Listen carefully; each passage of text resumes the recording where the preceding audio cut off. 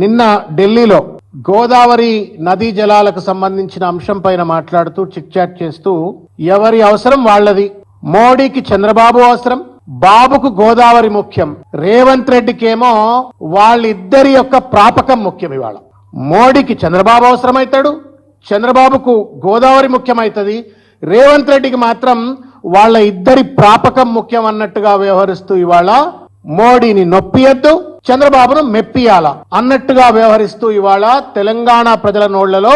ముఖ్యంగా గోదావరి కృష్ణా జలాల్లో రావాల్సినటువంటి వాటాను రాబట్టలేక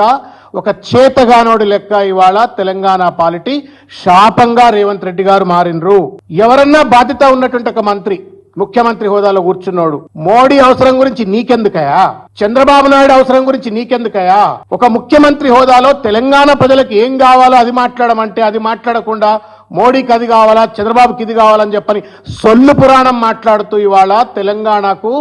అన్యాయం చేసేటువంటి ఒక నైతికత ఎక్కడిది, హక్కు ఎక్కడిది అని చెప్పని బీఆర్ఎస్ పార్టీ పక్షాన మేము ఇవాళ ప్రశ్నిస్తా ఉన్నాం.